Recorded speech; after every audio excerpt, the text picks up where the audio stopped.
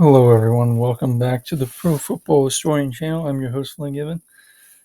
Today, we'll be discussing and reviewing all the games that happened week one, and we'll, get a little sneak preview of tonight's game between the Chargers and the Chiefs. So, we already did the Bills-Rams game. I talked about that in my previous video. So, we'll just go on to the Saints and the Falcons. So, for the most part, these have always been a close rivalry, and even last year was close games. And the Falcons jumped out to a lead, and very similar to other games with mobile quarterbacks, the Saints defense actually had issues again.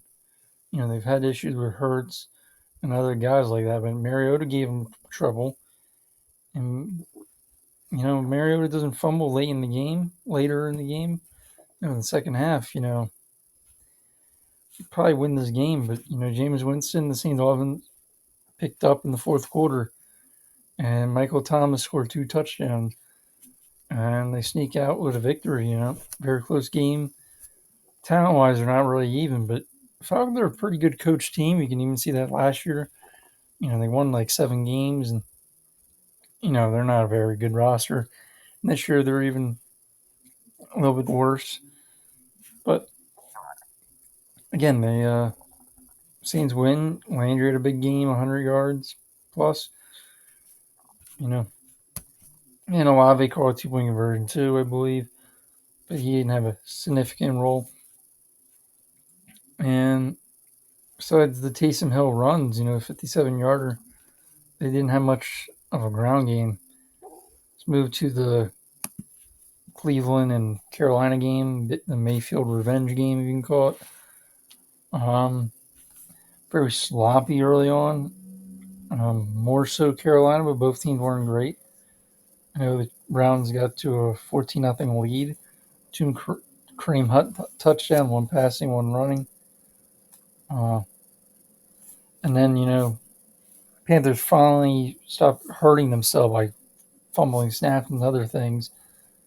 They get on the board, and ultimately, at the end of the game, blown coverage. I don't know exactly what happened. Haven't really looked in big detail into the play exactly. But Robbie Anderson, 75-yard touchdown in the game, around 6 minutes when Cleveland a 2-possession lead. Then Pinheiro gets a field goal with 1 minute and 13. And then the Panthers get a lead for the first time all game. But the Browns go down the field, and Cade York makes another field goal. And, the Browns win it. Other than that, Browns had a lot of rushing attempts. But even the yards per carry was pretty good for Cleveland against this defense, which is a little surprising. You would think Carolina's defense, they have Derek Brown and guys like that. I know their defensive ends aren't the biggest guys, but they shouldn't have had that big of a problem. Even though the Browns, really good offensive line, good run game, good running backs. I don't think it should have given that much of an issue. You should be able to, lock it, focus on it. But again, Browns were on the field a lot, and Panthers offense didn't help them for the most part. Again, Cleveland's 1-0 for the first time since 1994, I believe. It's been a long time. So good for them on that part. And then this game,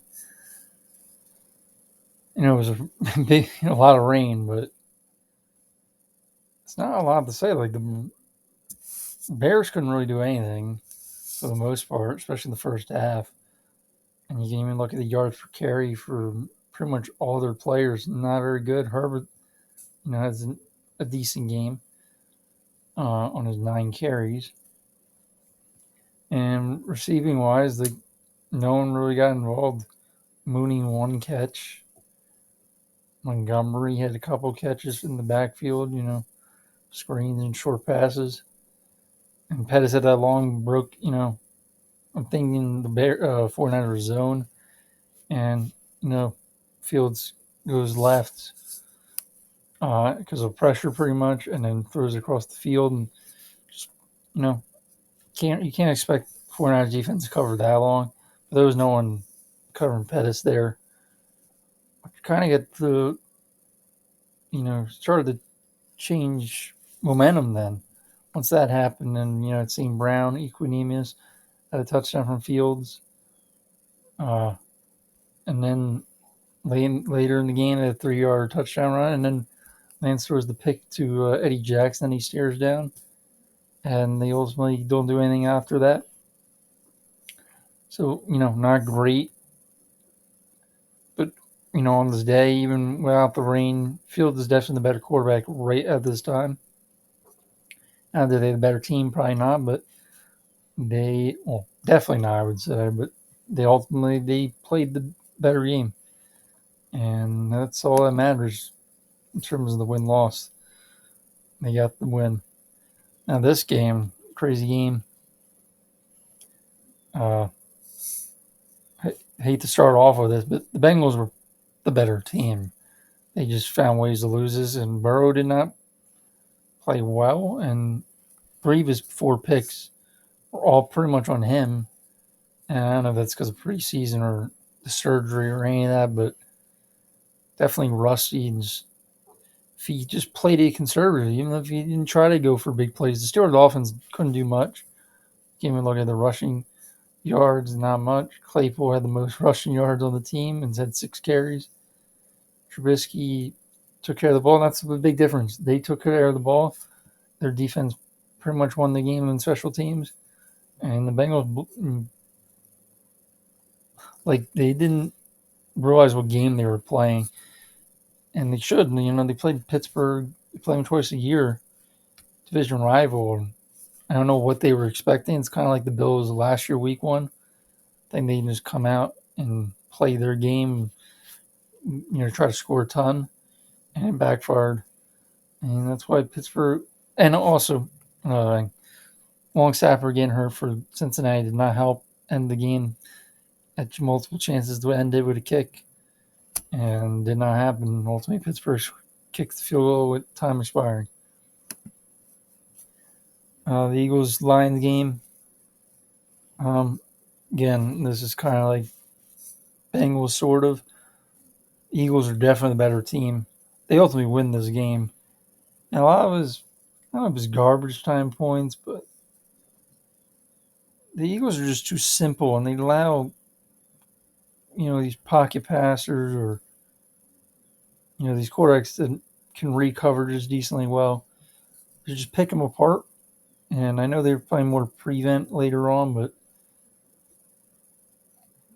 and they just allowed the Lions to come back and make it a game where she had to start, not trying, but they had to go, defense regain the momentum they had, and they just couldn't. And, Lions, like last year in week 1, almost come out with the victory, just trying to sneak it and take it away. But, again, Eagles were the better team. Surprising Devontae Smith did not get a catch. It's just how the game went.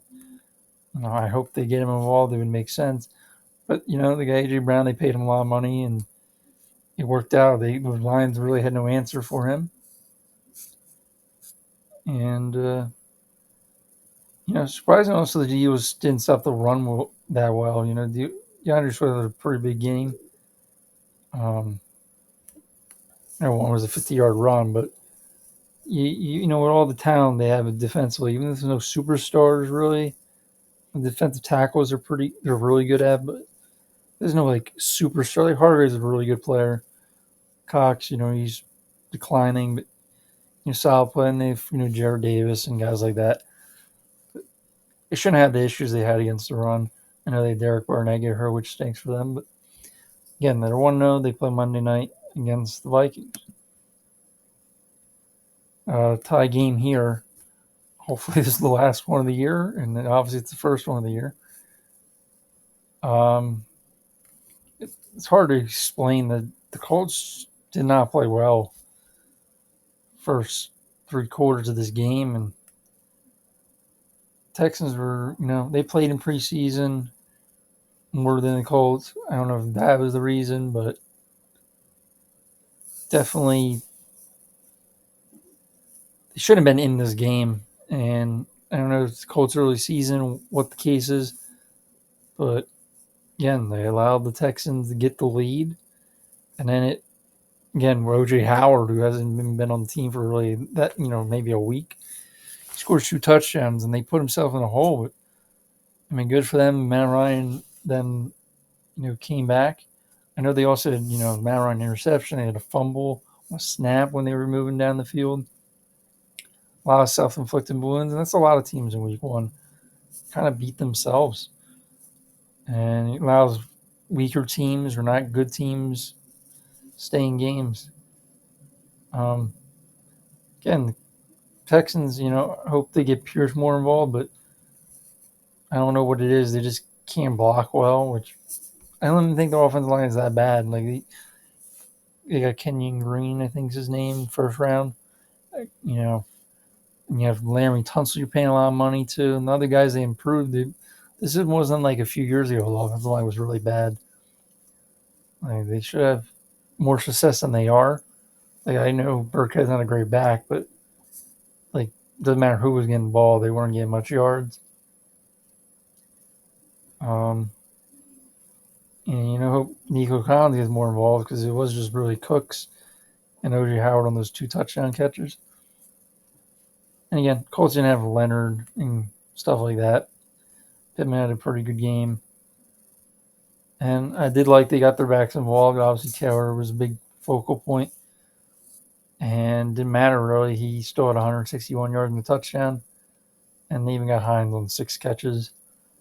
So, you would want to win for the Colts. But with their division all losing, other than the Texans who they played, they're still in decent shape. Moving on this game. I know a lot of people were, because the Patriots scored 7 points, blaming, Matt Patricia or Bill Belichick. I mean, the offense definitely wasn't the quarterback's issue. It wasn't on Mac Jones. But they just weren't crisp. Again, it's early in the year. I don't think it's going to be, the offense isn't going to be as bad as people have been making it out to be. But, Dolphins took advantage of it, made a few plays, especially that fumble return in the second quarter. And then the Patriots giving up that Waddle touchdown before half really put them in a hole. And they just couldn't get drives going pretty much. And were blitzing Mac Jones a lot. So again, they're trying to figure out what they want to be. And, I would hope they didn't have that bad. Like, you can say they just didn't have the ball a lot because they couldn't stay on the field. And even with 9 incompletions and decent yards per carry, wasn't enough. And if Tua played actually better, this would have been worse. He missed a few throws. I think even the first throw of the game, I forget if he completed or not, but it was the hill, I'm pretty sure, but it was just short or whatever. Like, the other thing is they couldn't run the ball. They definitely gave a lot of carries, but they did get involved their playmakers, and that was a big difference. Early in the game, why they on offense, why they got some points, and Patriots obviously didn't. So the Dolphins want to know, just like last year against Patriots, except that was a little bit closer. It was a 1-point game. But it's just right now it's looking like it's the Dolphins or Bills division to get. And I mean, obviously most people are picking the Bills, but Patriots are not in a great shape after this loss. They're not out of it, but especially week one, they're definitely not out of it. But if you could got that win, that would have been really helpful for them. It's going to be hard to have a 10-win, double-digit win season with just how I looked at the schedule and who they got coming up. And with the issues probably early on they're going to have on offense, learning a new offense and stuff like that. Ravens, Jets, positive note for both teams. Like, Jets defense looked pretty good. I know they let up a few big passes to Lamar, but they shut down the run. I don't know if that's a Ravens issue or a Jets, but I guess we'll see in the next few games how both of those sides of the ball turn out and what happens. But Ravens should have won this game, and really it was close early. Like if Flacco doesn't throw, I guess you can say an overthrow. I don't know if it's a dumb throw, but just a bad throw. It goes to Marcus Williams, and they on the 18-yard punt or whatever that was. It doesn't, it doesn't get the Ravens on the board as much as they did, with the Duvernay touchdown, the Tucker field goal early, and then second half obviously the Ravens scored 2 touchdowns. The Jets still couldn't. They got a garbage time touchdown then, but this would have been a close game throughout the whole game if they don't have those mistakes. And Joe Flacco obviously will be the guy probably another couple weeks. Definitely starting this week. And for the Ravens, you would hope they can get the run game going. Passing game looked pretty good. I mean, they had some big plays, but other than that, they didn't really do much in the passing game or even on offense in general. That's all I really could say about this game. Ravens are 1-0 tied for the Steelers. And they're playing the Dolphins, so that should be a really good game. We'll preview that in the next couple, upcoming days. Now, this game for Washington, their pass technique is really good. I kind of expected that, with the weapons they have and the offensive line, how good they are pass protecting. They should be good. You're just gonna have the Wentz mistakes, which he had a couple. Which is the reason Jaguars are in the game. But that side of the ball looks pretty good. I don't think their defense was all right. It was a couple of bad plays, like a drop by ETN for a touchdown, and then Lawrence missing a throw in the end zone. Like Jacksonville had their chances. Washington had their chances to, play, do better and score more points. So both hurting themselves. And obviously Jacksonville looks definitely better. But these are the kind of games they need to win if you're going to have any chance of, I don't know, about playoffs with, having a 7-8 win season. And obviously they lost this one. Moving on, let's go to Kansas City, Arizona. Not a lot to say here. Like, expected this. Arizona's defense is pretty bad. The offensive line isn't very good. And both showed in this game. And I think Mahomes started 13 for 13 or whatever it was, which he's not the only quarterback. We had other quarterbacks start like that. I'm trying to think of some. I know Josh Allen had a hot start. It was definitely other teams, obviously. But, yeah, I mean, like the Chiefs just dominated. Their defense is going to be pretty good compared to previous years. And you can argue this might be the best team they've had under Andy Reid, or even at least maybe in the Super Bowl team or close to it, or even close to the 50 touchdown Patrick Mahomes year, the year before the Super Bowl. Really good team. Defensively, they were pretty good. Got a lot of great players on both sides of the ball. And Arizona, we'll see where they are. I think this is going to be a down year for them just because of the schedule and the issues they have. Like, they definitely have receivers. They're okay at running back with James Conner. I don't want to be down James Conner, but just get a lot of touchdowns. But just not even just him. They don't have a lot behind him either. And that's all. And then tight ends solid with Ertz, and hopefully Trey McBride gets involved more. But I think the Cardinals going to have these issues, and they're playing the Raiders, which is an interesting matchup. So moving on, get the Chargers and the Raiders. This game, it really was the turnovers for the Raiders were the big part of why they lost. The car interceptions, not all were his fault, but the first one, the Tranquil, I think is his name, the 49 for the Chargers, that was bad interception. It's probably the worst of the three. And they didn't really run the ball well. They didn't try to run the ball as much as they probably should have. And they definitely got to the ball to the playmaker. I know even Carr missed a throw to Waller. Could have been a touchdown. He missed, obviously, on one of the interceptions Sante Samuel got later in the game. Adams was open. He probably just threw it late, and obviously he was behind. But when he throws it on time, I don't know if that's a touchdown. I mean, Chargers look. I wanted to say they should have looked better. You expect them to play a little bit better because they had the turnovers, they had the ball more. They just can't run the ball, and it's going to be hard to close games out. That's going to continue to be an issue for them. But Khalil Mack at 3 sacks, like they look good.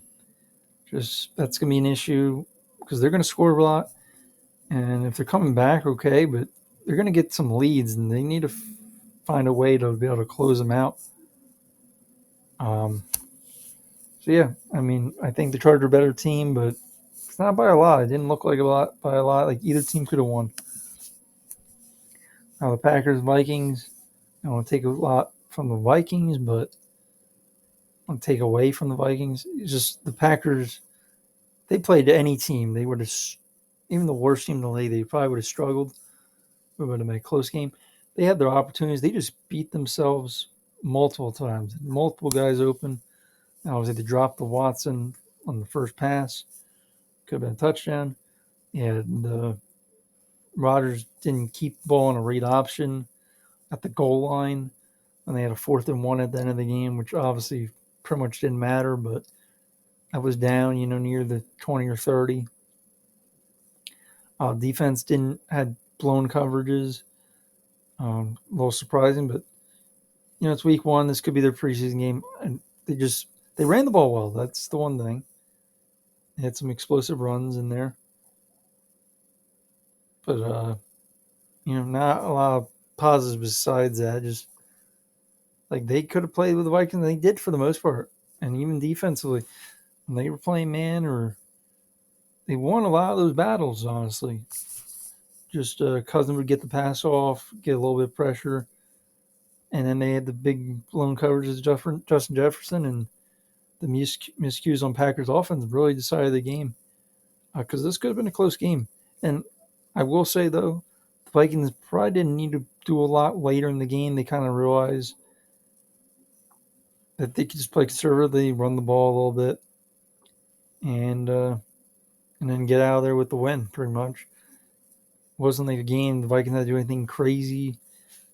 Like Packers just hurt themselves so many times. Offensive line was an issue too. I would say 4 the 5 line for the Packers did not play well. Josh Myers, the only one, probably played okay. I don't need to get into detail all that, but we'll see how obviously the guys come back from injury, and I'm wondering if they go with the younger guys and the more experienced guys. Because the more experienced guys, they really haven't played well. When they had been called upon this game and even preseason, even last year a little bit. Moving on, Giants, Titans. Don't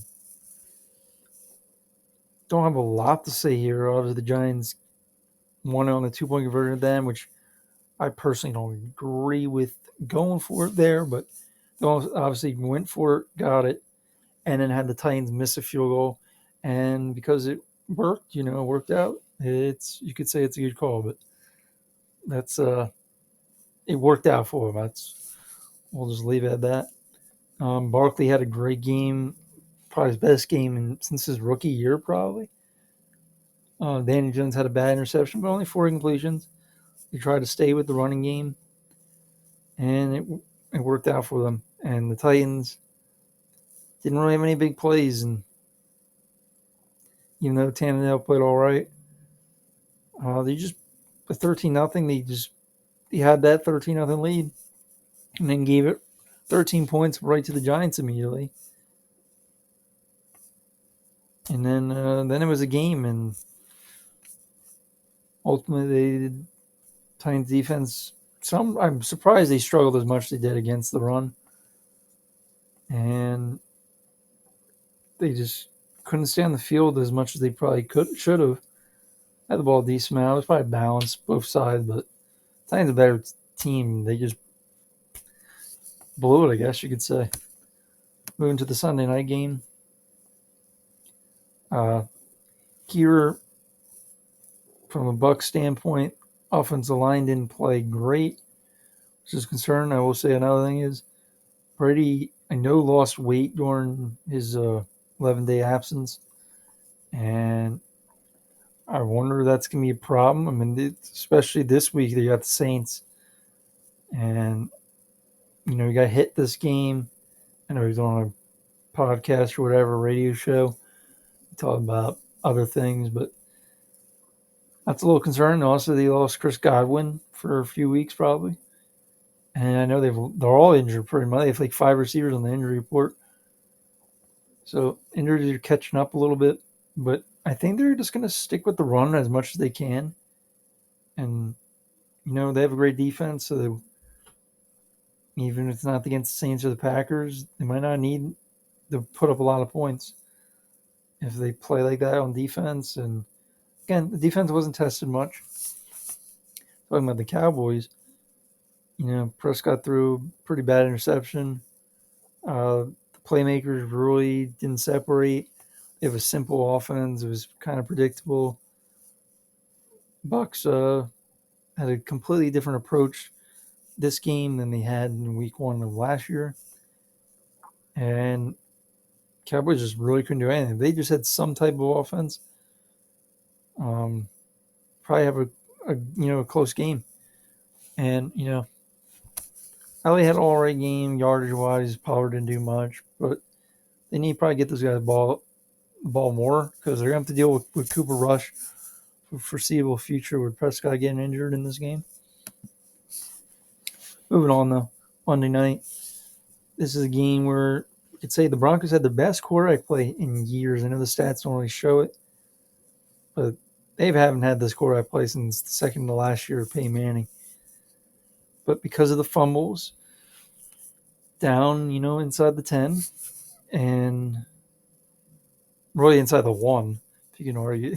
They pretty much fumbled twice at the 1, kicked the field goal inside the 10.